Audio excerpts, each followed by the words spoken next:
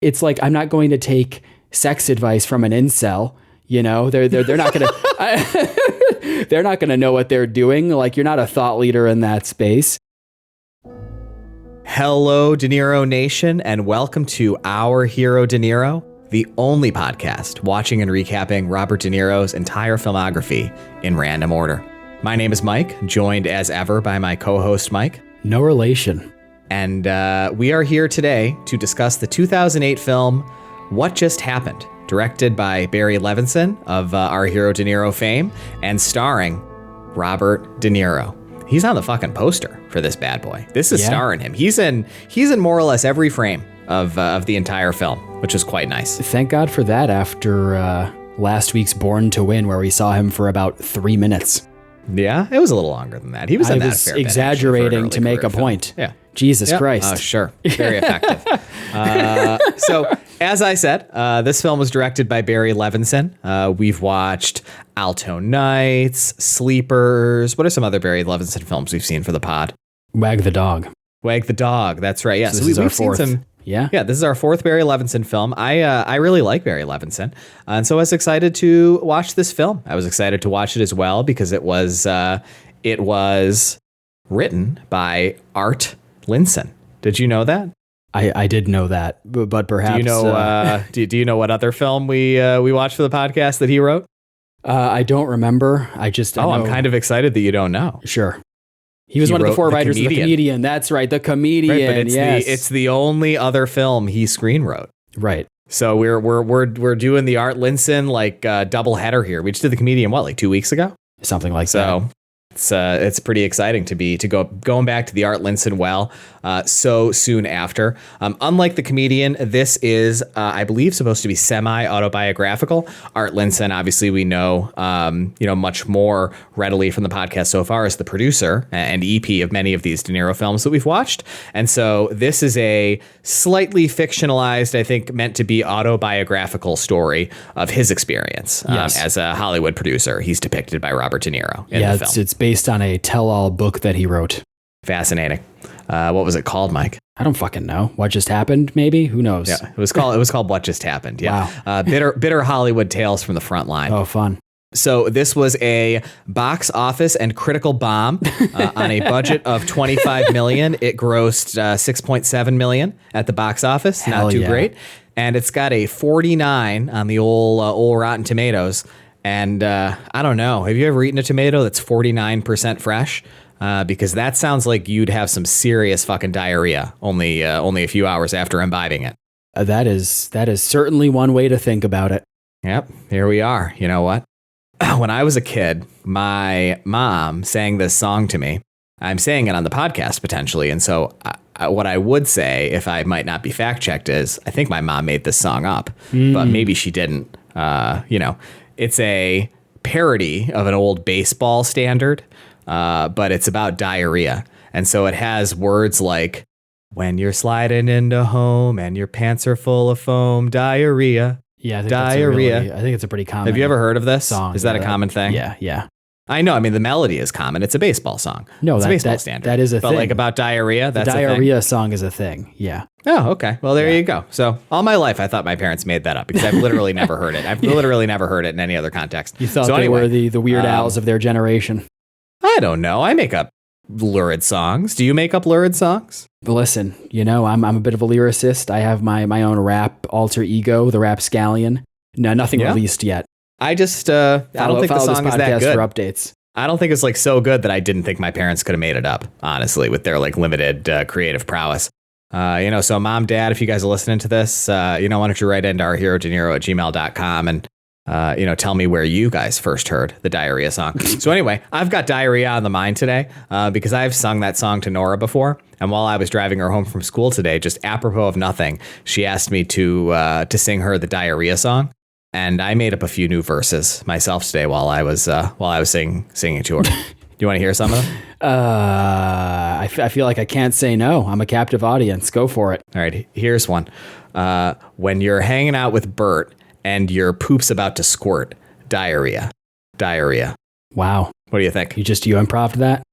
Yeah. It's pretty gross. It's pretty gross. It's good. Yeah. It fits in. It certainly fits in. Oh no, I made up like 5. Oh yeah, I have a ton. I've made up a lot. Not just today.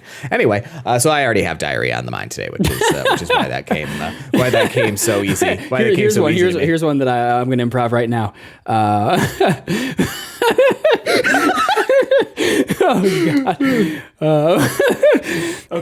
Okay, here we go. When you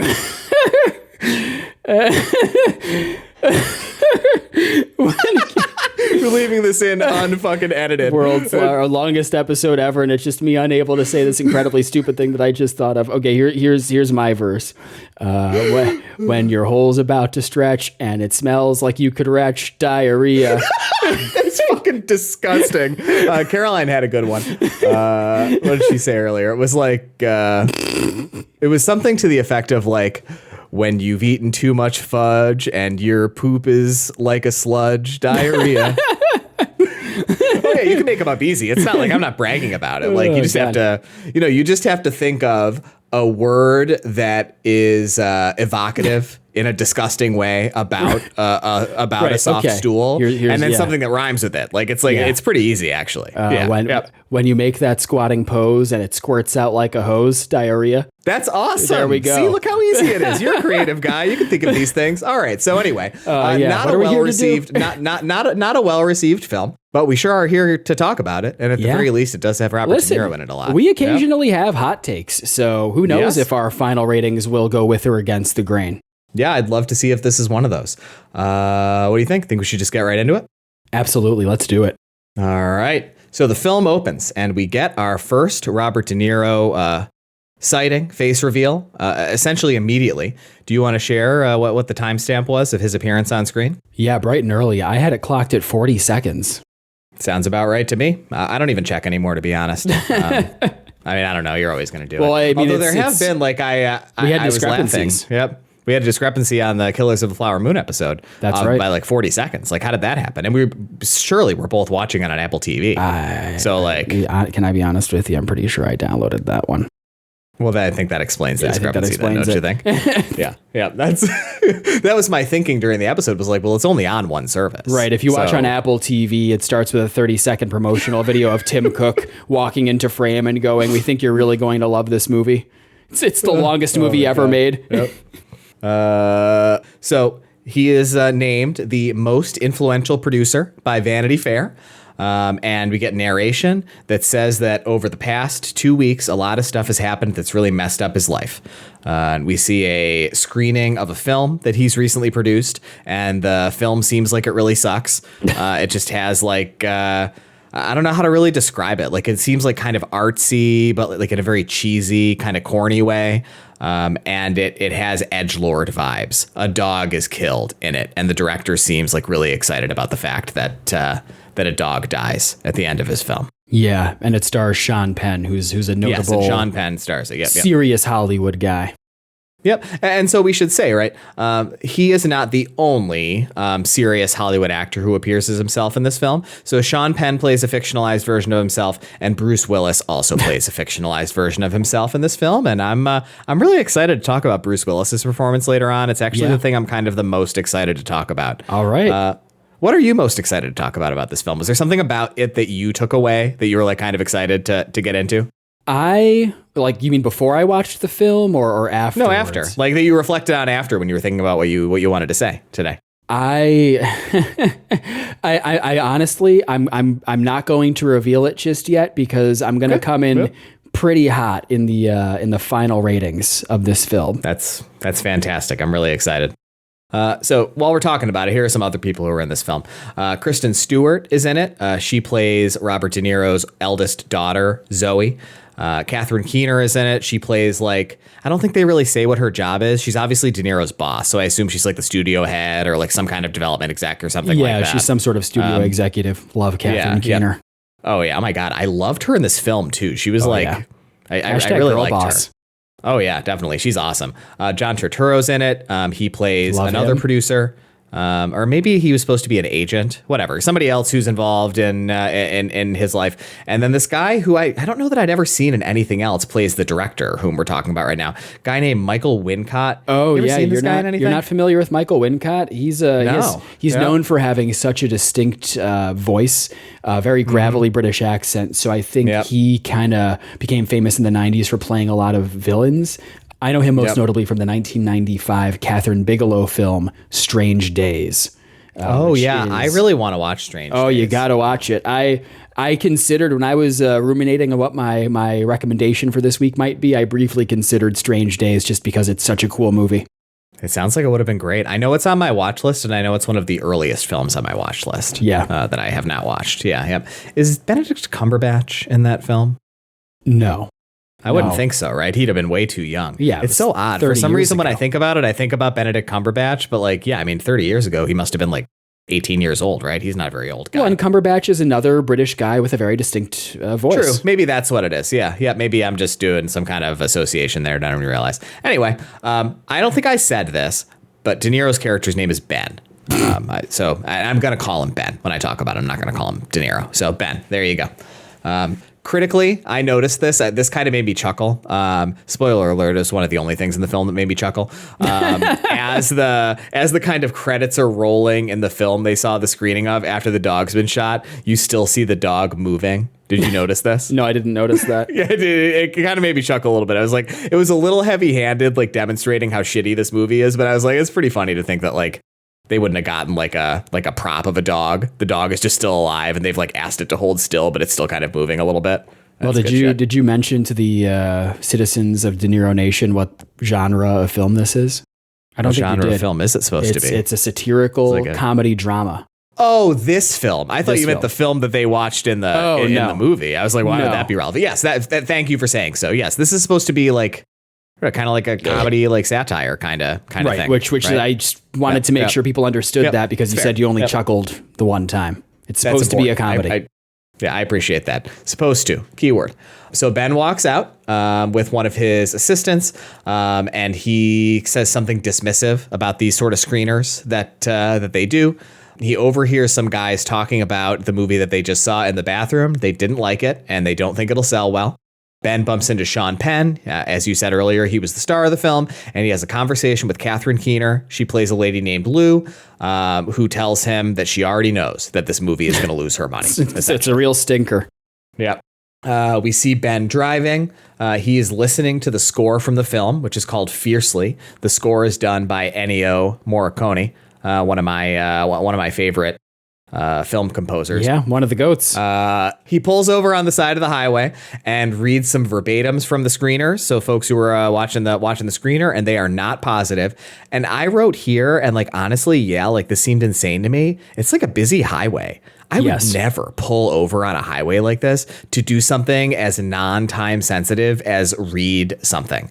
You get off the fucking highway. It would take 1 minute to get off the highway. Pull off. It's pull over on a side dangerous. Street. It is exceptionally being on the side dangerous. Of a highway, yeah. It's insanely dangerous. Yeah, crazy, dude. And I appreciate that this film was shot on location in Los Angeles, in and around Hollywood. So yeah, he pulls over on some Los Angeles highway, known for being a particularly busy city in terms of car traffic, because he just one of the busiest. He can't resist looking at these reviews, these screener reviews, or what do they call them? Those early showings. Test screenings. I think it's screeners. The test screenings. Yes. Yeah. Screeners is what you get before an award show. What they send out to critics. You're right. Yeah. Fair. So he goes home. He wakes up the next morning. So it was Monday. Now it's Tuesday. And he gets a phone call and lies to whomever he's talking to on the phone and says that he thinks Fiercely is going to do well. He opens up the local newspaper, and some agent whose name I never wrote down, whom he knew killed himself. And he's surprised that this guy committed suicide. Do you remember the agent's name? I don't remember his name. He was just some famous white guy agent who offed himself, committed suicide, unalived himself, as they say on TikTok.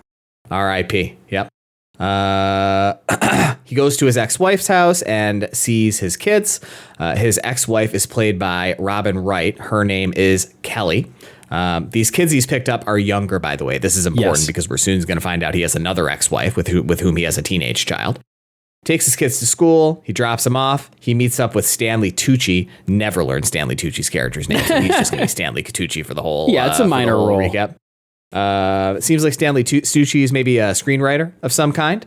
He leaves. He goes home. And he takes a call from somebody who's talking to him about this whole situation with Bruce Willis that is going to be a major kind of general through line plot wise of the film. And so in this scene, we learn kind of obliquely that essentially what's going on is Ben and the studio who is making this film that he's producing that's going to star Bruce Willis have given Bruce Willis some gigantic contract to be attached to this film. And the point of doing it was that it's like big sex appeal, like star power for them to have to draw middle-aged women and that demographic to the theater.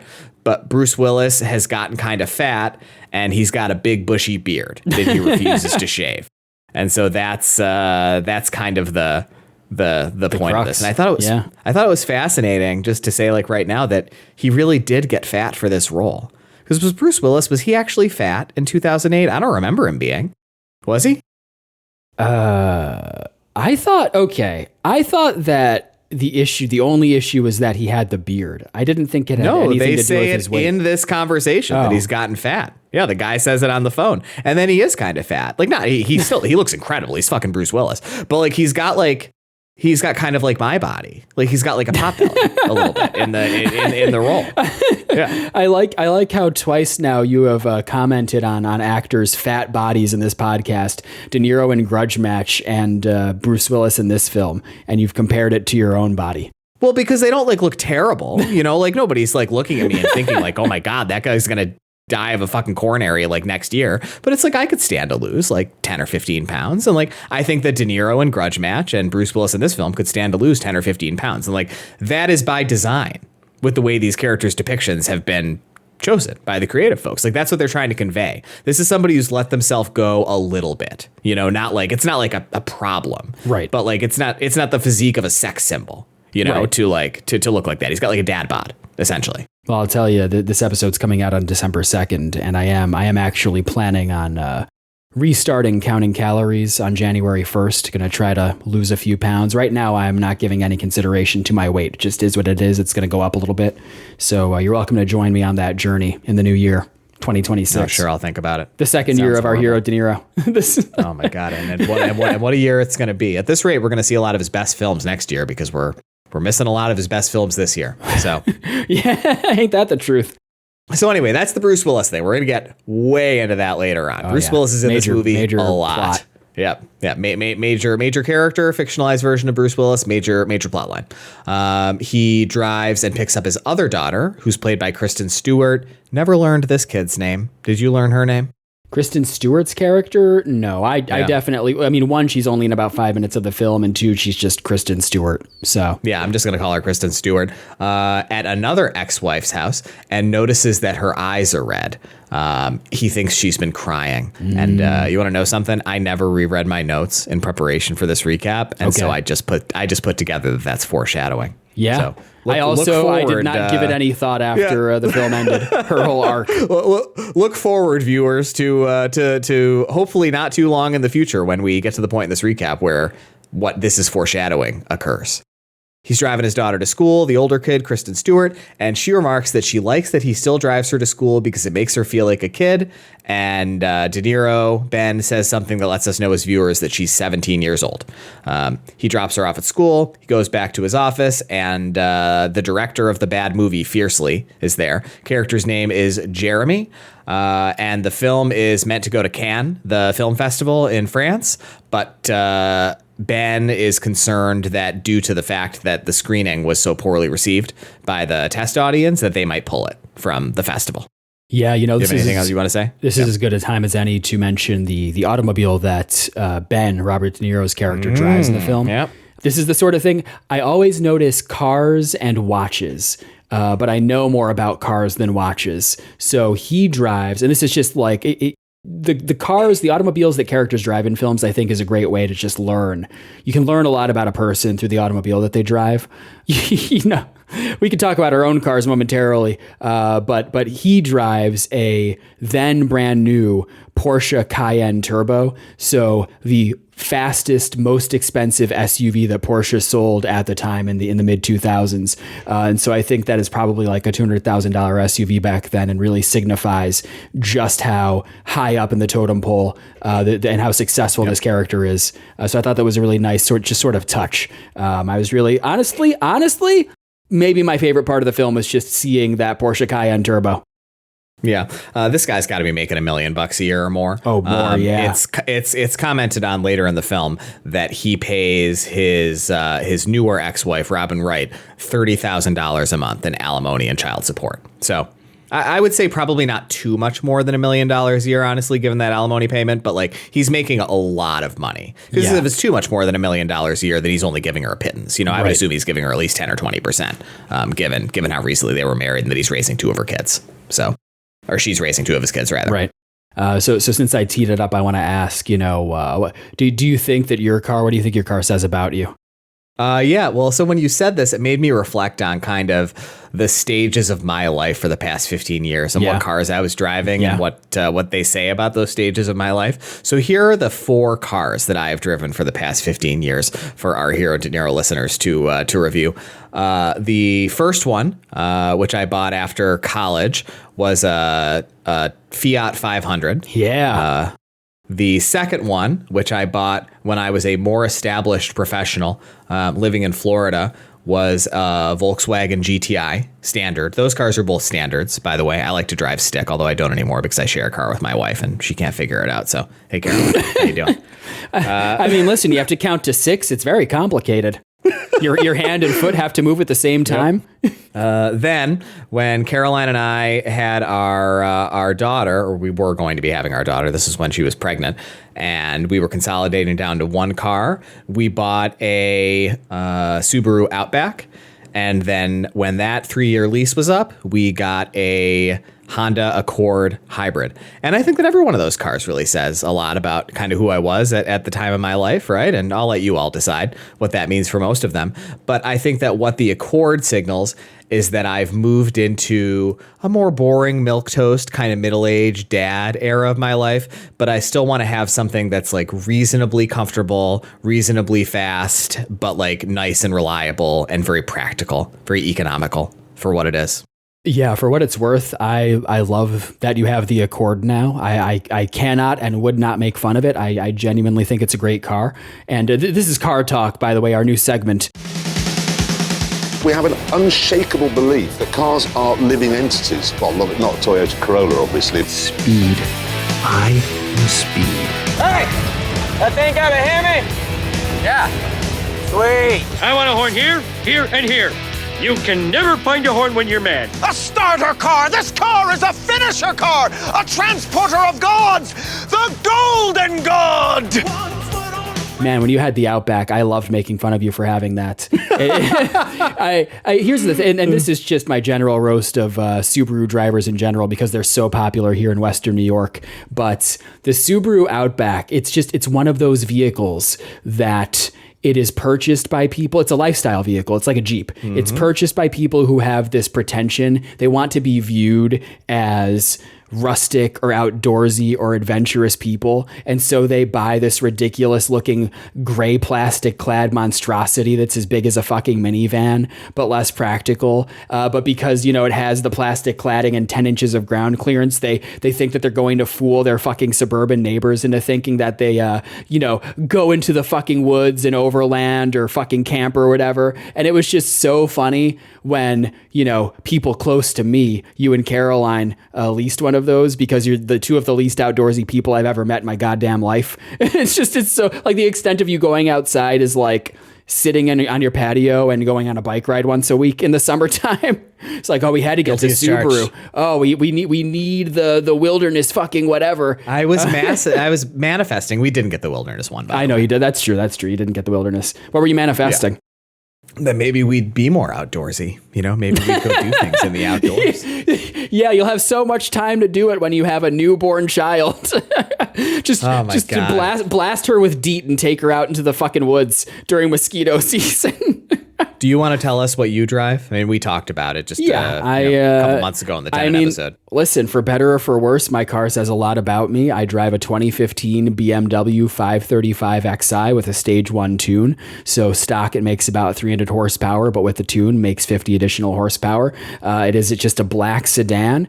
And I think what it says about me is that I appreciate luxury. I appreciate performance, but I am kind of cheap. I will never buy a new car. I don't care how much goddamn money I have. And I have a decent amount. I'm pretty good with my money, but I will never, like, the thought of buying an item that loses 40 to 50% of its value in the first 3 years repulses me in ways I can't even imagine. And we've definitely hit that point in our lives where some of our friends who are successful, buy very expensive new cars. And whenever they've tried to talk to me about those, it's like, yeah, the car guy part of me appreciates that there's just something inherently cool about that sort of thing. But man, like, I just feel like it's not for me. Like, I don't respect it. I can't like bridge that gap mentally. I think it's so senseless. So, yeah, no matter how successful I become, citizens of De Niro Nation, I pledge to always buy a CPO at the newest. And I think that's like an unfucking believable commitment that you just made. What if this podcast gets huge? Yeah. And we're grossing millions of dollars a year. We get some huge Patreon, some giant 7-figure Patreon, and you're taking home high 6 figures on Our Hero De Niro. Oh, you're still not going to buy like a brand new $50,000 or $60,000 car. Not even anything extravagant. Yeah. Like, you wouldn't go for like the new like mid-range BMW. Like, I feel like you would, right? It's tough because I think the appeal is that you could custom order, get the colors you want, but no matter what tier of success you're at, no matter what tier of car you buy, if you go 3 to 5 years old, I mean, you're just getting such a deal. You can buy up. Can buy up a level. That $50,000. That could go towards a new high level, high trim 3 Series. I could get a slightly used 5 Series. Just like I'm driving now. I'm driving a more used 5 Series, but I know, but in this hypothetical scenario, there isn't a financial constraint. Right. But I could always just go, but there's always going to be an amount of money that I am comfortable paying for a car. Like, that will increase the more successful I become. But if I'm like, okay, I'm comfortable spending $70,000 on a car, well, that could be a new 5 Series or a used 7 Series. How big do I want to ball? I just think that eventually you wouldn't have that $70,000 limit is the point that I'm making. And that you are like anti-manifesting by even making a commitment like that. Okay. You're essentially saying to yourself in the universe that you could not be making so much money that you would just throw so you think it might, like whatever car you wanted. Like, I might come back to bite you. I'm talking myself down. I understand that you're cheap, but like, listen, man, don't fucking lie to me and tell me that if you were making $20 million a year, you wouldn't buy whatever fucking car you wanted. Okay. Like, there has to be an amount. That's true. That's where sure. I'm going to remove that self-imposed restriction, and we'll worry about this problem when I'm successful enough to afford a Porsche Cayenne Turbo like Ben. There you go. Like, you're gonna buy it new, man. Like, custom order shit. If you buy a Porsche, you're not going to buy it CPO. You're going to want that experience of like I buy new cars just so people know. So this is partially an attack on me that he's making. But like when you sit down in the car and know that you're the only one who's ever had it, that's really nice, And if you were going to buy a $250,000 supercar, you would want to have that experience. Like, you wouldn't want to think to yourself, somebody else has driven this car. You would want to think to yourself, this baby has always been mine. This has been my car forever. Well, I think this has been a fantastic segment of car talk, and we need the citizens of De Niro Nation to weigh in. So please email us at ourherodeniro@gmail.com. Tell us what you drive. Tell us your thoughts, and maybe we'll have a little bit of commentary about your rides. Please do. So anyway, Jeremy, the director of the Fiercely movie, is there, and they go to see Lou, Catherine Keener's character, and she's wondering, because the dog death scene had not been in the script, if Jeremy put the dog death scene in so that she would have it removed, knowing that she wouldn't like it, so that they would be able to use that as some sort of like negotiating leverage on her later to be like, well, like, you took the dog death scene out, so you owe me something. Like, you better give me some compromise, something or other that I want. Yep. Jeremy gives some fucking bullshit justification for his shitty ass movie, and we see the results from the screening on a laptop screen, and they're very bad. Jeremy is insistent that the dog has to die. Ben has some assistant, some young lady who's sitting in the room with him in this meeting, and she speaks up and kind of defends, I don't know, I guess like Ben's perspective, essentially. And Lou dismisses her and insists that the dog death has to be taken out. Jeremy gets really pissed. Ben agrees with Lou, and Lou says that if Jeremy refuses to take the dog death out, she's going to take the movie. She's going to make her own cut of it. And Jeremy flips out and has like a super violent outburst and pounds the table. And I wrote here, what a huge fucking loser. Right. Because for what it's worth, Catherine Keener is obviously right here. She correctly identified that the movie's a stinker, and now she's trying to run damage control essentially and lose less money on the final product. So the dog dying thing is pretty spot on, because I mean, there's literally a website. I forget the name of it, but there's a website people go to where they can look up to see like whether or not a dog dies in a film. You know, people are very concerned about that sort of thing. Yeah, this shit's fucking psychotic, by the way. I think that this film does try to satirize that to a certain extent later on in the film when they you know, I don't want to spoil it. Yeah, don't. So remind me to visit this later, because to say it, I have to spoil what's right. the kind of outcome of the plot. But I will talk about this later on and how fucking stupid I think this shit is when it happens. So a few hours pass, and we see it's the early afternoon, 1:05 p.m., and it is revealed that Ben is sleeping with his ex-wife, Robin Wright, a.k.a. Kelly. After they're done, she says that doing this was a mistake and she can't do it anymore. And I write, they have some breathy conversation that I don't care about even a little bit.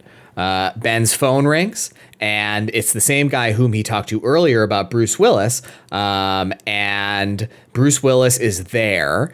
And right. Ben has the opportunity to talk to him on the telephone, and Kelly gets super pissed. And so here is something that I want us to talk about. Okay. I feel like I must have referenced this in the podcast before. This is something that happens in film and just generally in fiction, but especially in like television and film all the time, that annoys the piss out of me. It's like there'll be one of these kinds of situations where it's like shorthand for us to understand that like the main character is like really married to their job. Mm-hmm. I'm saying this out loud. It's making me realize it must have been guilty by suspicion. But I think it's much more egregious in this film that it happens here. And it'll be meant to signal that to us as viewers. But like it'll be one of those situations where it's totally reasonable for the person to be prioritizing their job over whatever is going on. He is in like, you know, a relatively low time sensitivity conversation with his ex-wife with whom he's sleeping. And he has a literal fucking movie star on the phone. A-list actor. Whose compliance with this thing that Ben wants him to do likely means hundreds of thousands, if not millions of dollars in like earnings for Ben. It's like, I don't know, man. Like, if this lady doesn't understand that sometimes he's going to get a phone call that's more important than whatever family thing he's likely in at that time, it doesn't understand that's going to happen, then like, I don't know, maybe she sucks. Like maybe she shouldn't be married to this kind of big shot who has these kinds of responsibilities in their career. I agree. I mean, the film frames Ben as kind of world weary and a good producer, but kind of passive. You know, a lot of the film is about him juggling these creative and personal and business demands. And he rarely appears to be in control of his own life. And Kelly, Robin Wright, getting mad at him about this is just like, I don't know. Where do you think your alimony money comes from? Right. It's from him making these decisions. Right. It comes from like kowtowing to the A-list talent. Yes, exactly. So whatever. Ben is not able to connect with Bruce Willis on the phone due to some contrivance, like whatever. It doesn't have to do with that whole exchange that you and me just had. Mm-hmm. Kelly leaves the room, and as Ben gets up to leave, he notices an orange Argyle sock under the bed, which he doesn't recognize. As you can tell, he suspects that Kelly is also sleeping with someone else. It's an hour later, 2:16 p.m. Ben is getting pissy with another one of his assistants. He has a meeting with Jeremy, the director of the bad Fiercely movie. And it sounds as though Jeremy has fallen off the wagon. Looks like he's, essentially in recovery from drug and alcohol addiction due to this whole situation that's going on. And we see a scene of Ben. No, I'm sorry. That was an artless transition. I probably should have had a paragraph break there. Yeah, whatever. I don't know. Should leave this in. Who gives a shit? We get a cut to Ben. He's walking to his car and he's on the phone with somebody. This scene was another one of the scenes that made me chuckle a little bit. I really like this kind of thing. He's walking leisurely to his car and assuring the person he's on the phone with that he's in his car. He's right around the corner. 5 and minutes we can tell his away. viewers he's not even in a hurry. He's walking at a totally leisurely, normal pace. This really was a different time because it was filmed in 2007, and so you see De Niro wearing the classic vintage Bluetooth Bluetooth thing. headset, the little earpiece, the signifier of douchedom in the mid to late 2000s. Really fun stuff. It is really good. Yep.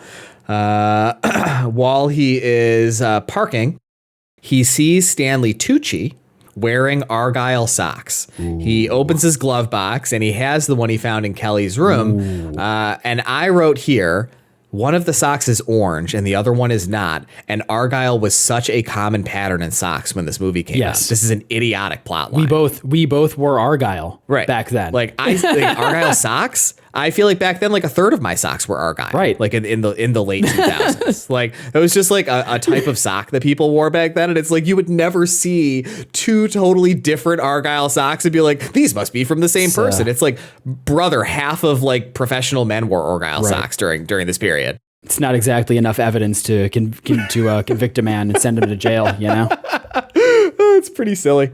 So Ben goes to the set of a film that he's working on, and I write, and we'll come back to this later, one of the doctors from House is here. What was this guy's name? Taub. Taub's is to take moronic self-defense classes. I won't defend him against anything. Krav Maga, which helped me block your shot and will continue to help me defend myself in a building full of drugged-up strangers. God, well, yeah, spoiler alert, asshole. In 2 or 3 paragraphs, I was going to remember that. And I was going to write it was Taub. I thought you were saying that. In my you were recap. Actually saying that. Oh, no, I was just reading my notes. Yeah. Oh, yeah, no. I figured it out. We heard him on the phone earlier in the film for just a brief moment. He was the guy. He was the guy, who told him Bruce Willis is fat. And I had the thought. Put it all together. Yep. Is that Taub? So there you go. You recognized the voice of one of the second phase doctors from House MD. Let me tell you something. Not only did I do that, but when I watched Inside Llewyn Davis at your recommendation in the last few months, great film, I recognized the guy who plays Llewyn's professor friend based off of the sound of his voice. Like in the beginning, earlier in the film, Llewyn Davis, he like has a phone conversation with the professor about his cat or whatever. And I recognized him. I said, holy shit, I'm pretty sure that's the guy who played Neelix in Star Trek Voyager. And sure enough, we see him later in the film. And it was such a goofball. What a strange man. Oh, for the love of God. Man. Yeah, I went full freak mode. I guess you really did. So Bruce Willis is there. So this is the first time we see Bruce Willis. And to my point, he's got kind of a dad bod. He's got like a little bit of a pot belly. And his beard, it's not, I wear a beard. You know, and I trim my beard once or twice a week, and I wash it every day, and I use product, and I think it looks really nice. You know, it's a trim, business-like beard, acceptable out in society. Bruce Willis is not wearing one of those beards. Bruce Willis's beard is like, it's approaching Duck Dynasty. Like it's not that unkempt, but like that's where he's going. It's that's where beard. It's gonna that's where it's gonna end up. The hair is of varying lengths. It's reasonably unkempt, and it's pretty long. It's probably like 3/4 of an inch long at this point. I can understand why the producers would not want him. He's not that recognizable. It honestly was pretty prescient considering the whole mustache situation around Henry Cavill and Zack Snyder's Justice League. You remember that? That is good. I do. Yeah, I do remember that. A little bit of film Henry history Cavill of Argyle fame. Speaking of Argyle. Oh God! Speaking of one of the many bad films we watched during our year of IMAX last year. My God! Just as an aside, I read a thread about Tenet on Reddit the other day where someone compared it unfavorably to Argyle, and it made me want to fucking die. Yeah, I think that person should be banned from the platform. They should have their social media posting privileges from conversation. That actually is enough evidence to convict someone and send them to prison. Yep. All right. So, I wrote here, Bruce Willis did get kind of fat for this role. For this role? what? It was really like, I really did. When I saw him, I like couldn't believe it. I was sure that he would just look like totally normal. They get into a huge argument about whether Bruce Willis will shave, and Bruce Willis throws a fit. He gets like super violent. He throws a bunch of shit around. He breaks a bunch of shit.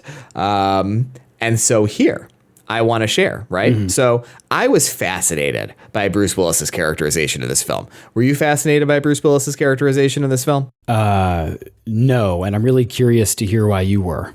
So I think that Bruce Willis is somebody whom people talk about like occasionally being difficult to work with, but like I don't get the impression that he's like known as an asshole on set, or like a particularly prima donna-esque or like really super difficult person to manage or work with. And I found it really fascinating that he was willing to depict this fictionalized version of himself that's just like kind of a monster. Like he's not a very nice person. It just seems like bad marketing for yourself, like to depict yourself as this difficult to work with. No, I think, well, one, I don't know a ton about Bruce Willis's on-set behavior. I do know there's a pretty infamous story that Kevin Smith told about Bruce Willis years ago. Before, I don't know if I know it. Yep, go ahead. Basically, back in 2010, Kevin Smith directed this film called Cop Out, starring Bruce Willis and Tracy Morgan. And never seen it. Apparently, Bruce Willis and him clashed a lot on set, and I think Bruce Willis was actually pretty difficult. But I think in general, actors like that really like having these opportunities to kind of take the piss and do a little self-parody. I think it kind of like lightens the mood a little bit. It lets them have a little bit of fun with it. I think about like, God, I mean, think about Sean Penn in this film. He's another notoriously like self-serious asshole. Edward Norton in Birdman. Yeah, I suppose. I mean, I don't know. I think it's a pretty common guess Sean sort of Penn thing. is a self-serious asshole, but I think that what he's playing the parody of himself to be, which is somebody who's just wrong this one time, basically. You know, like it's like he's still being the same kind of self-serious person he actually is. So in a way, it's actually good marketing for him because he's still taking it super seriously. Exactly. It's just the joke is just that he usually has good taste. Usually things he thinks he'll be good in are good. You know? Right. I think it just allows actors like that to come off as self-aware. Like, oh, hey, I know I'm difficult, but you know, I can have a little bit of fun with it. Anywho, so the thing about this that I learned earlier today, when I was asking ChatGPT to tell me some stuff about Bruce Willis, is that did you know that the reason why Bruce he was a Willis famous Hollywood actor? The reason that I killed an entire grove of the Great Amazon rainforest to learn about Bruce Willis's recent Hollywood fame. He was playing a fictionalized version of the actual actor Alec Baldwin in this part of the book that Art Linson wrote. So apparently this kind of thing really happened between Art Linson and Alec Baldwin on a film that Art Linson directed. And it wasn't about a beard. It was about something else. I don't remember the details, but it was like a similar sort of story. And it almost got the movie shut down and got everybody in like huge financial trouble. And Alec Baldwin didn't want to do it. So Bruce Willis is like, is kind of playing Alec Baldwin in this film. There you go. It all makes sense then. So, well, I just found that fascinating. I don't know what to tell you. I told you at the beginning that I was excited to talk about Bruce Willis. I agree. I think that's great. I mean, it makes sense that it allows Bruce Willis to come off as self-aware about his own on-set behavior, but also parody someone else who is, you know, arguably worse about it than he is. Yes. I think it's a nice look for Willis. So Ben and Dr. Taub acquiesce that they may have to let him keep the beard. So then we see Ben immediately on his car phone right after, and Ben tells the guy he's talking to on the phone that maybe Bruce Willis should keep the beard. And his interlocutor on the phone call says that if Bruce Willis doesn't shave, they're going to cancel the picture. They're going to sue Bruce Willis for damages, and then they're going to sue Ben for misrepresentation as a producer who convinced them to hire Bruce Willis. Ben calls John Turturro. He's playing a guy named Dick. And Dick is having some serious stomach issues and has like a lot of like, we're already saying it, some spastic cramps while he's on the phone with Ben. And I wrote here, is this supposed to be a comedy? Yes. As a matter of fact. Yeah, I mean, it obviously is, but I was just thinking about how it wasn't making me laugh at all. Had you laughed at all yet in the film? I found that scene in particular genuinely unpleasant. It was like whatever the opposite of ASMR is for people. Not that I don't actually like ASMR. I find it kind of unpleasant, and I think that people who are into it are just lying to themselves. They're in it for sexual gratification reasons, because you don't see ugly people doing ASMR. I don't know if it's a good idea to come out so virulently against ASMR weirdos on the podcast. Okay. You don't want to alienate. What if we have listeners? Listen, you're right. If they educate me, citizens, if anyone here is really into ASMR, let me know which ugly YouTubers you follow in that space. That's such a bad faith request. All right. OurHeroDeNiro@gmail.com. But to answer your overall question, no. I mean, I chuckled a couple of times. I did find the running gag about how he would be lying to people about how he's super close and driving en route to his destinations. Pretty funny, but other than that, I really didn't laugh at all. Yeah. Yeah, sure. No. I find that funny, but like in theory, in that way that I sometimes find things funny. Like when I say like, oh, it's a good comedy because intellectually I understand that it's funny, but like it doesn't make me laugh. It's like a New Yorker cartoon. Right, exactly. Yeah. Yes. And I do like that for what it's worth. Yeah, no, I like the New Yorker cartoons. Yeah. They've never made me laugh. I read the New Yorker. You don't read the New Yorker. No, listen, I'm not made of money, man, okay? I know, but when you read the New Yorker, I see all the comics. You see every single one. Mm-hmm. Yeah. I like them. They make me smile.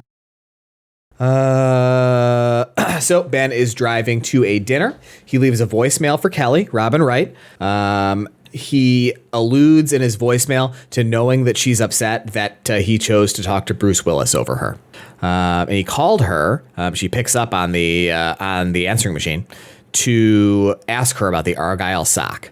And he tells her, this is how we know what I alluded to earlier, that he's paying her $30K a month in alimony and child support, and that entitles him to know about who's leaving socks in the bedroom for some reason. I really don't think it does, by the way. I thought this was kind of a ridiculous argument for him to make. Yeah, I'm inclined to agree.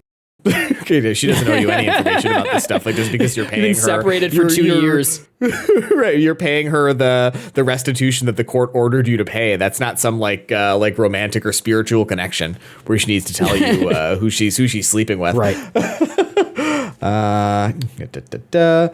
Dick, this is the John Turturro character, walks in with a guy with an eye patch, and we get the sense in a conversation that Ben has with Dick that Dick did not talk to Bruce Willis at all about this whole beard situation that's going on. Ben is at dinner with like this whole group of people, including a bunch of young, attractive women. Ben goes to the bathroom, and one of the young, attractive women from dinner approaches Ben in the bathroom and hits on him. She says she went to Stanford. We see him sitting outside of Robin Wright's house and looking in longingly. We get a cut to the next day, 7 a.m. His alarm goes off, and we see that the lady from the bathroom last night slept over with him. He takes a bunch of calls about all the shit he has going on, and he goes to meet the guy with whom he had the argument about Bruce Willis's beard over the phone earlier. Goes to meet him out for lunch, but the guy stands him up. And he left him a note for the. Yep, he left him a note for the waitress to read. We'll leave it for the waitress to read. Ben doesn't have his reading glasses, so he asks the waitress to read it to him, and it's really vulgar and mean. And the waitress is really uncomfortable. He has another meeting with Jeremy, the Fiercely director. I keep forgetting the word fiercely for some reason. There's something about that doesn't like stick in my head. So Jeremy seems like he's having some kind of a breakdown. He shows Ben a new cut of the film, and the dog survives in this one. And Ben is really happy, and he questions why Jeremy is suddenly being so agreeable about this dog thing. And Jeremy says he's back on Vicodin and explains how he's just taking like a ton of Vicodin. And so that's made him more compliant with these requests. I write here, there's no way this is all going to work out. And Ben calls Lou and tells her about how it's all going the way that she wants it to go. And she says she's going to come by that afternoon to see the new cut. It's that evening, 5:05 p.m. We see him having an ongoing argument with Dick about Bruce Willis's beard. We see him in couples therapy with Kelly. They're in like some kind of special couples therapy that's for couples who are learning to be separated from each other, to like separate in a more intentional, more positive, affirming way. we have this really weird exchange between them. They're going back and forth about like ways they wronged each other with other men and women. And Ben insists that he still wants to stay together. This is, I guess, as good a place as any for me to mention the cinematography of this film, because I feel like you're not going to bring it up at any point. This scene in particular is shot kind of weird, where we only ever see the back of the therapist. So we see this view of the back of the therapist's head, and both Ben and Robin Wright's character. Didn't even notice that. I thought that was a little odd. It was a little off-putting. But in general, what did you think about the cinematography? I thought nothing about it. Okay. I didn't like it. Okay, like I didn't notice it. I never thought about the way the film was shot. I would have been happier if I didn't notice it. For the most part, it's pretty straightforward and unflashy, but every now and then, the cinematographer utilizes these handheld shots and very erratic kind of close-ups and zoom-ins. I suppose so. You're right, and we do get some odd post-production stuff as well. Yeah, that's a little artsy and happens so infrequently. It's a little artsy. When it does happen. It's so infrequently used. You're right. And it's clearly there to heighten this sense of stress that Ben is feeling. But I really didn't like how it looked. I didn't like what it did it was distracting. Is basically just how I found it. And I guess if we're talking about the look of the film, how about the audio? What did you think of the score of the film? Yeah, I also didn't really notice it. And then when I went to what do you notice? When I went and looked at who did the score, just in a sensory deprivation chamber with the film on outside. If I notice something, I notice it. And I don't know what to tell you. Like if it doesn't make an impression on me, that says something about it. Did you know that the person who did this score did the music for K-pop Demon Hunters? No. Why would I know that? I mean, I don't know, because when I was doing my preparation for the film, I do that. I look at all the stuff, like all the things that the other people have done to try to make connections. Well, I respect you doing the deep dive, That's fucking crazy. Yeah. I didn't notice a single sting from a single song in the score of this film, honestly. So that's what I mean when I say that I didn't notice it. Oh, yeah. It's what about you? It's the sort of score that you think I would like more. It's this pretty subdued, light jazz kind of score that I think is intentionally secondary because it's really it's playful, it's light, it's really there to set the mood more than anything else. But it's the sort of score that I want to like because I like jazz, sure, but it's just like the score for The Comedian.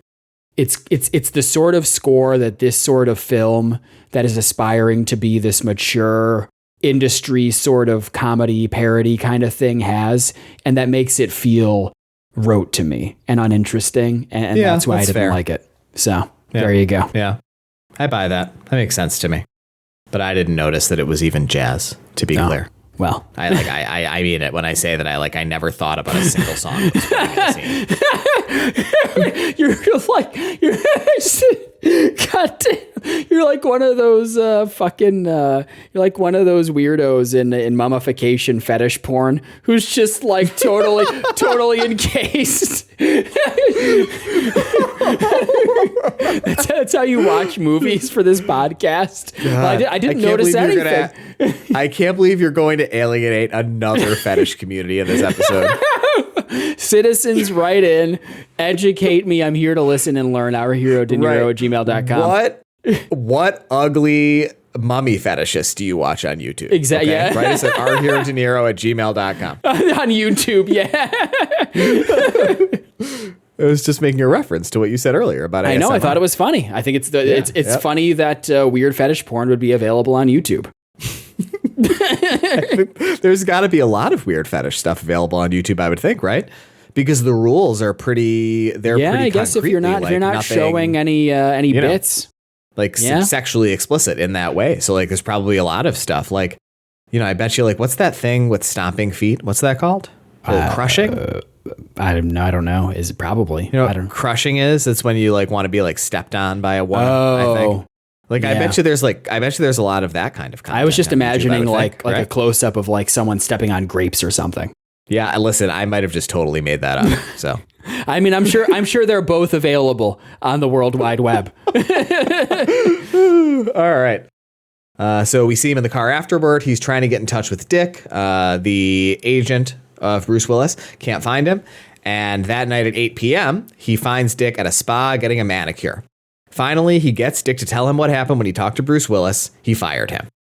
Ben thinks he sees Bruce Willis outside of the salon and goes outside to talk to him. It looks like Bruce Willis is shaven, at least in this kind of like distant guy who looks like it's probably Bruce Willis guy. And the guy gets in a car and drives away before Ben can talk to him. Oh, he thought it was Bruce Willis. For some reason, I thought it was Stanley Tucci. It could have been, but I really got the impression it was Bruce Willis. You're probably right. That he thought it was Bruce Willis. It hardly matters. Yeah. Yeah, but it really I thought does. he was trying to catch his wife out with another man. Could have been. Yeah, that makes sense as well. Yep. We'll never know. So we will never rewatch this film.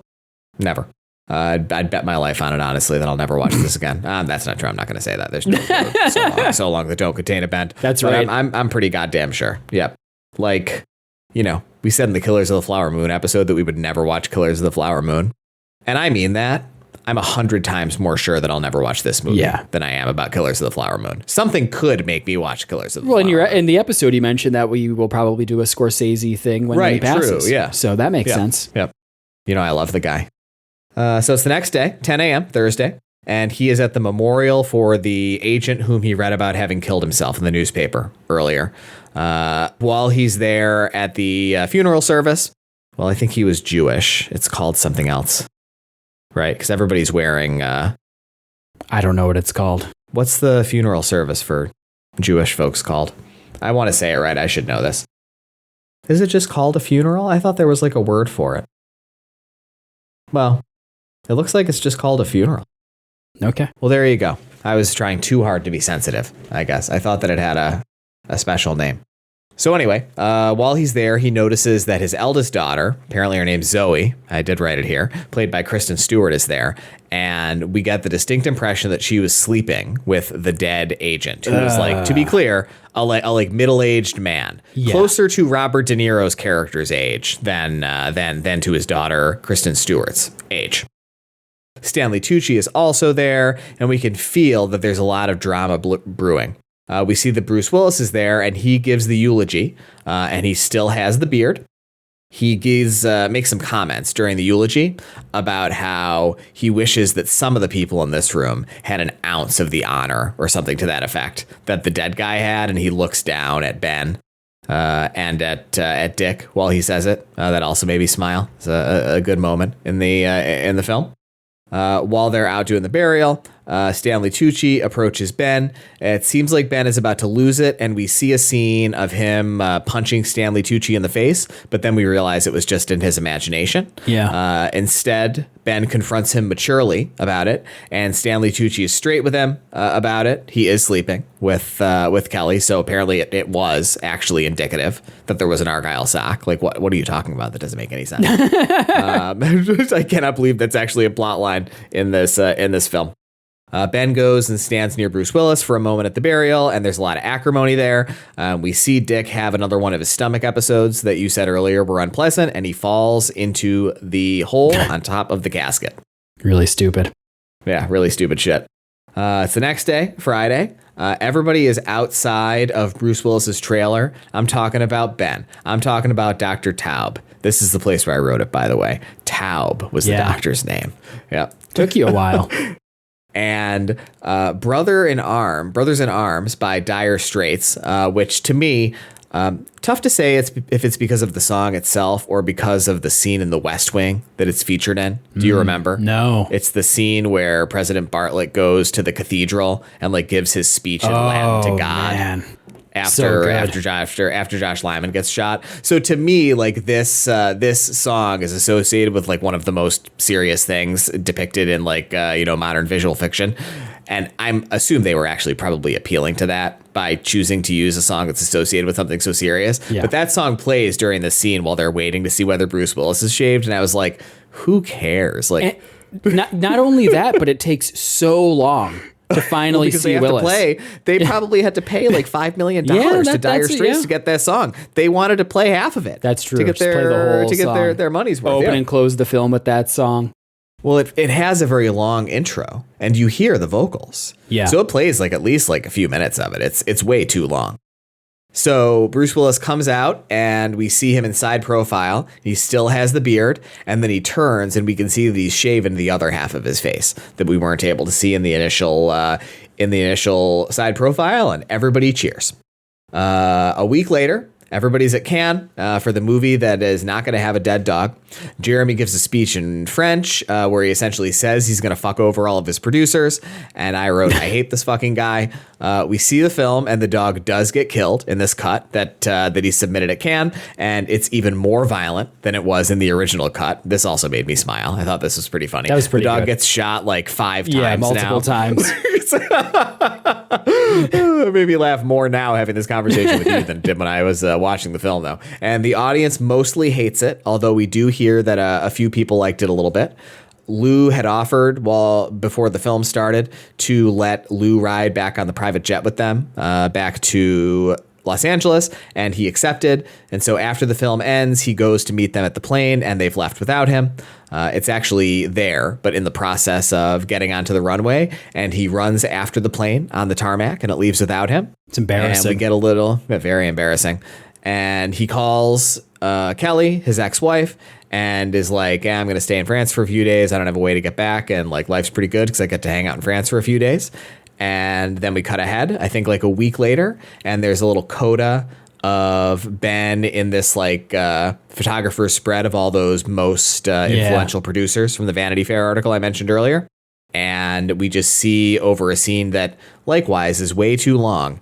The person who's kind of blocking the photo out just continually like iterating on directing him further and further to the edge of the frame, such that when the photo is taken, he's like basically invisible. He's often like the very corner of the photo, and it's meant to show, how significantly his influence has waned in just the week or so that the film takes place over. And that is what just happened. Kind of a crazy way to end the film. Yeah. No, I actually thought it was a pretty good ending, to be honest. Yeah, I mean, I think it's nice, right? The one thing I will say about it is like, I don't know that I'm really sure that it would have had that bad of an effect. Like, it's like he succeeded at the Bruce Willis thing. Right. It's like at the beginning of the film, his star was so high. And then in 2 weeks, he has like one fuck up that wouldn't have even had time to like really filter out into like the ecosystem yet. And now he's like the least important of the important producers. Like, I don't know. It seems like quite a precipitous fall. Yeah, I agree. Well, all right. You want to tell me your final thoughts, Mike? I'd love to hear what you thought of what just happened. All right. So I have some things to say about this film. I did not like this film. And I spent some time, actually, I hope my participation in the recap was good, because this was another film where I did not take any notes during, besides the De Niro face reveal time. But I thought you did a great job. Thank you. Because I had strong feelings about the film while I was watching it. Now, in general, I was predisposed to disliking this film because I do not like films about making movies. I don't like films about Hollywood. I find them really self-indulgent, and I just am not interested. I think that the people who produce and write and make those sorts of films have a really heightened sense of self-importance because they're rich and make things that are seen by people, which like that's all well and good, but I don't give a fuck about your life and like the fake problems that you have to navigate in your fucking rich lifestyle. Here's the thing about this film in particular that I didn't like. I think that it obviously wants to satirize Hollywood dysfunction, but I think that it makes this critical mistake of sympathizing too much with its protagonist, Robert De Niro's character, Ben. And I think that is what results in the film feeling self-indulgent instead of biting. So mentally, I was comparing this film not to a film, but to a TV show, Curb Your Enthusiasm. And I was thinking to myself, Curb Your Enthusiasm, for those who don't know, it was a very long-running show on HBO about Larry David playing a fictionalized version of himself in Hollywood, a retired comedy writer. And I was wondering, well, why do I like Curb Your Enthusiasm so much? But even, film-wise, a film like Hail Caesar, why do I like those, but I didn't like What Just Happened? And I think it's because both of those, they hold their protagonists accountable to the absurdity that occurs around them.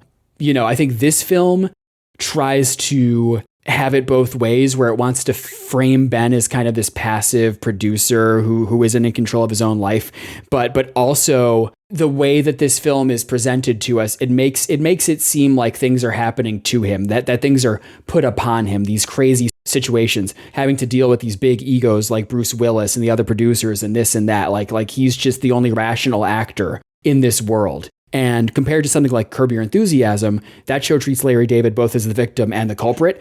And so I think that what just happened just didn't go that far with it. And we're asked to laugh with him more than at him. And I think that results in the satire falling completely flat. Especially, if you compare it to a film like Hail Caesar, which has been a recommendation on this podcast before and was one that I was thinking about. I think I would have recommended if it hadn't already been recommended on the show. Hail Caesar, same, honestly. Yep. I think Hail Caesar works better because it disperses its perspective. Obviously, you have the Hollywood fixer character played by Josh Brolin, but the film also spends a lot of time following other characters like George Clooney's actor and et cetera, et cetera.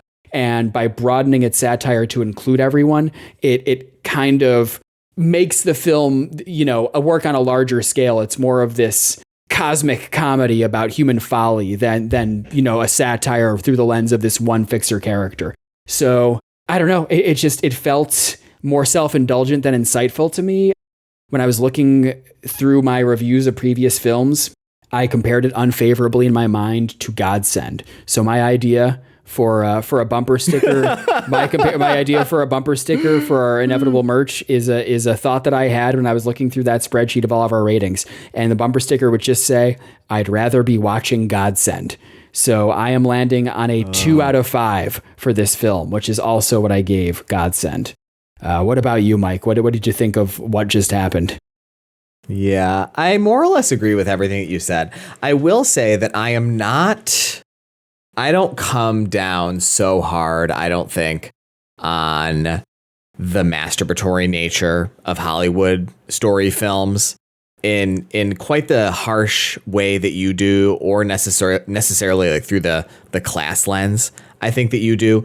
But I do have an issue with this specific kind of celebration, I guess, or like just general review and sympathizing with the foibles of like people who don't have real problems, right?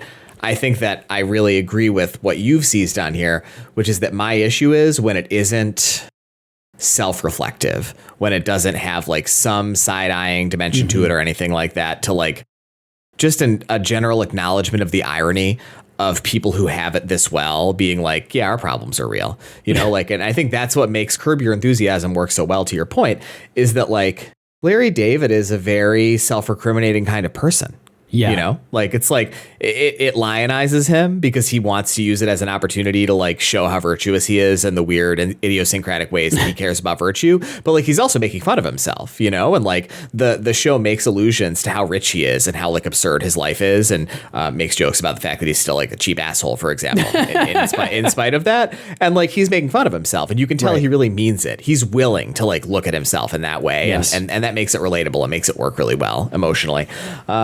So just want to kind of give my thought on that dimension of it. And do you know what this film actually really made me think about, Mike? And I'm so excited because you've only read one book in your entire life. And I'm really excited that we get to talk about the one book that I know that you've read, because I want to talk about a book for a minute. So what this actually made me think of was Richard Rousseau novels, and in particular my favorite modern novel, which is called Straight Man.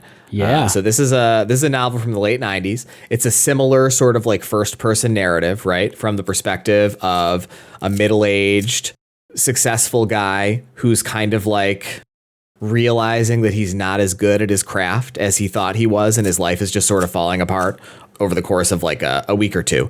It seems like maybe he's having some serious marital problems. One of his kids is really struggling. Why do you can't really do anything about it? Why do you keep doing the Velcro thing with your watch band? Oh, shit. Oh, I'm sorry. I didn't realize that I was doing it. Oh, fuck. I'm sorry. And it's just a very humanistic, but like also kind of satirical take on like these kinds of problems, right? Like it's like he's a relatively well-to-do professional upper middle class guy. He's a college professor, in case I didn't say.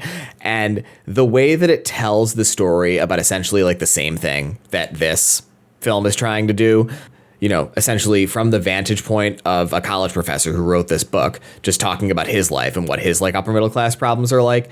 It just works so much better when it's done in a way that is actually grounded in humanity and emotion, and has some reflective qualities to it. And that was the big thing I reflected on while I was watching this film. It's just like, this story has been done well. It is actually a kind of story that I really like. I like that idea of like the sort of non-fatal, like just degradation that occurs in your life in like late middle age to some people. I think that's like a very interesting type of ennui to explore in fiction. And like, yeah, it didn't work at all in this film. And I don't think this film is very good. I think that Robert De Niro is really nice in the role. Yes. But I don't think that the role is particularly well written. I like him too. Like, I really liked his depiction of this kind of like upper crust douchebag from this period of time that like you and me were in college. That's really fun. You know, I agree. Yeah. Just like kind of going back to that type of person and like relating to him a little bit. But like, yeah, overall, it didn't really make an impression on me at all. And I didn't notice the cinematography or music, which doesn't really say anything nice about either of those two dimensions, those critical dimensions of film as a medium. So yeah, not very good, but I'm happy that we got the opportunity to talk about it and that it gave me the opportunity to talk about one of my favorite books on the podcast. And I give it 2 stars. I agree. Wow. You came out hard and you came out true. It's a little better than Godsent for me. Yeah. Well, yeah, I gave Godsent is just 1.5. so trashy. Yeah, it's really bad. Well, there you go. We do not recommend that you watch this film. Mike, do you have anything that you would recommend instead of this film? What was it called? What Just Happened? What Just Happened. Yeah, there you go. What was it called? That was what it was called. What was it called? Yeah, I thought about this long and hard, and I ultimately landed on the 2002 film Adaptation. Are you familiar with this film? No, but it's on my list. I really want to watch it. Yeah. In my mind, it's kind of like Being John Malkovich. Well, that is a very apt comparison because Adaptation was directed by Spike Jonze and written by Charlie Kaufman, which is the same duo that did Being John Malkovich. Now, I think that Being John Malkovich is a better film overall than Adaptation, but there's still a lot to like about this film. It stars Nick Cage in dual roles.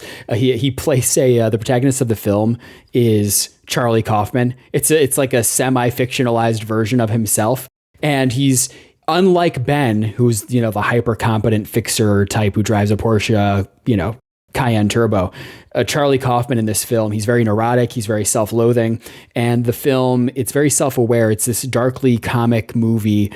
Basically, Charlie in the film is struggling to adapt this non-fiction book called The Orchid Thief into a film, and so it's about basically just his struggles doing that, and his identical twin brother, also played by Cage, comes to stay with him. He's a hack screenwriter, and so that compounds the difficulties. And the film in its second half blurs the lines between reality and fiction in a really fun, creative way. So I really like that. It's about Hollywood in a way, the compromises involved in creating or, writing a screenplay, things like that, the absurdities of the creative process. But I like that it's more focused on capturing the pain, the agony of the screenwriter. I just think that it's more emotionally resonant. It's funnier. It's much more creative, and I think there's just a lot more to like about it. It's a very witty, unconventional satire in that very Charlie Kaufman-esque kind of way. So I think that it's absolutely more worth your time than What Just Happened, and I definitely recommend you watch Adaptation. What about you, Mike? What's your recommendation this week? Damn, that's crazy, man. You really came out there. Like, you had a great recommendation and you were really thoughtful about it. I feel like once a week. We talked before the podcast and and I said that I really struggled to identify a recommendation for this film. And I understand that you struggled too, that you really thought about it, but you succeeded against the struggle and I did not. I cannot wait to hear what your recommendation is. What I have to recommend is a totally fine recommendation. Okay. It's just it's the thing that it made me think of, and it's not nearly as thoughtful what the connection is. So I really struggled to think of what I was going to recommend here. And I landed on a depiction of a not well understood professional life as my thematic through line that I was going to look for in something else. And so I landed on the 2024 political thriller film Conclave, directed by Edward Berger. It's doing a very different version of that story, but there you go. I mean, I don't even have very much to say about it. I already said what the connection is. So yeah, no, it's not a bad recommendation. It's just like, listen, it's a great film. It's not very profound. It's not a very profound connection. I loved Conclave, so go out there and watch Conclave and adaptation, and you're going to have a much better time than if you sat down to watch What Just Happened. Yeah, absolutely. I agree. So with that, I guess we go over to our final segment, the roll. Mike, what are you hoping to roll today? Well, let me just say, reminder for the citizens of De Niro Nation that this is our last roll of the year. After next week's episode, we're coming into our 50th episode spectacular, an episode about a Christmas film, and then an episode about the film New Year's Eve. So it really all hinges on this, and I just think it's time for the universe to do us a solid and give us Silver Linings Playbook. So I am looking to roll number 60. Yeah, I mean, nobody's going to blame you if you fake it, right? I will not fake it, and I'm honestly disgusted that you would even suggest that as a possibility. Okay, I'm going to roll now. Well, it certainly wasn't Silver Linings Playbook. I rolled 35, which is the 1995 film 101 Nights, which you'd better believe I've never fucking heard of in my life. This is never in my life. This is a comedy film written and directed by Agnes Varda. It's a lighthearted look at 100 years of commercial cinema, celebrating Envision and Sound. 2 movies about movies in a row? Yeah, what the hell is this film? De Niro's in this? Is he actually in this? Yes, himself. He's so low in the cast list. Oh my God. He's just going to be in like interviews in the film, basically. I can't believe you have to watch this. Oh. How long? That's horrible. How long is this? 101 minutes? We're going to have to watch what a disappointment. A 30-year-old French film that he's barely going to be in. I think it's like a documentary. Oh, it's a comedy film, but it sounds documentarian in nature. Yeah, like I think it's like a comedy documentary. I don't see anything that suggests that it's a documentary. Where do you see that? It says it's a lighthearted look at 100 years of commercial cinema. Yeah, but it's not a documentary. It's a film. No, is it? Is it fiction? Yes. Well, anyway, continue. I mean, whatever. It is what it is. I've never heard of this film. I'm going to go into it knowing as little as possible beyond what I just read off of the top of the Wikipedia page. And that's going to be our film next week, 101 Nights, for those who watch along with the podcast. I don't think that's anyone. Can't wait. But there could be someone out there. Philip, why don't you watch this one? Yeah, there you go. Yeah, sophisticated. Get some culture. There you go. And with that, I guess I'm going to talk us out. Well, and with that, I'd like to thank you, Mike, for being here as my co-host as we discuss this beautiful film. And I would like to thank you, beautiful citizens of this beautiful film. We're just so lucky to get to watch movies every week, you know? Yeah. I would like to thank you, citizens of De Niro Nation, for coming back week in and week out, even this week, for What Just Happened. I want to thank my wife, Caroline, a.k.a. Bad Creek, for our beautiful podcast art. And I would like to invite you, citizens of De Niro Nation, to follow Mike and I on Letterboxd. He's Mike Back At You, and I'm Mike the Fab. And follow us on Instagram at Our Hero De Niro. And please subscribe and like this podcast and rate us 5 stars only, please. I would also like to invite you, as we have many times in this episode, to write us about literally anything, including the topics that we called to earlier, at ourherodeniro@gmail.com. So yeah, anyway, I don't know, that felt really long today for some reason. What did? Your outro? Yeah. Your outro was always long. Yeah. I don't know. I guess I'm noticing it today in a way. I'm going to listen, usually. Citizens, I'm going to go back. I'm going to do the math on the last few episodes, and we'll reveal the results during next week's episode about that. It's not a bad idea. That foreign, that 30-year-old French film that I have to talk about. Anyway, thanks everybody for being here, and we will be back next week with 101 Nights. Can't wait. Can't wait.